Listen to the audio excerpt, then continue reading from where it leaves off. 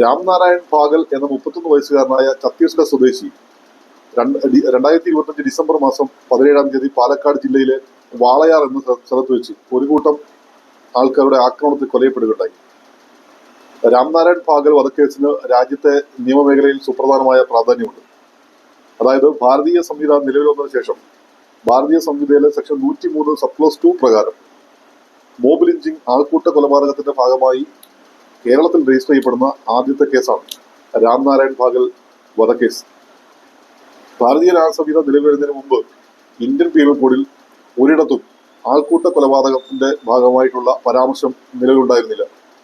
5 അതിലധികമോ വ്യക്തികൾ ചേർന്ന് ഒരാളെ കൊല ചെയ്താൽ ഇന്ത്യൻ പീനൽ കോഡിൽ 147, 148, 149, 302, 34 എന്നീ വകുപ്പുകൾ ചേർത്താണ് സാധാരണഗതിയിൽ കേസെടുക്കാറുണ്ടായിരുന്നത്.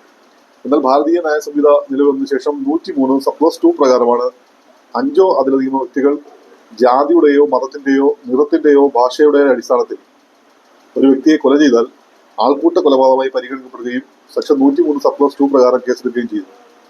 സെക്ഷൻ 103 സബ് ക്ലോസ് 2 പ്രകാരം ഓരോ വ്യക്തികൾക്കും ജീവപര്യന്തമോ വധശിക്ഷയോ പിഴയോ ഈടാക്കാൻ സെക്ഷൻ 103 സബ് ക്ലോസ് 2 പ്രകാരം വകുപ്പുണ്ട്. ഭാരതീയ ന്യായ സംഹിത നിലവിൽ വന്നതിന് ശേഷം രാജ്യത്ത് രജിസ്റ്റർ ചെയ്യപ്പെട്ട രാംനാരായൺ ഭാഗൽ വധക്കേസ് കേരളത്തിൽ നിന്ന് മാത്രമല്ല ഇന്ത്യയിലെ തന്നെ നിയമ മേഖലയിലെ സുപ്രധാനമായ കേസുകളൊന്നാണ്.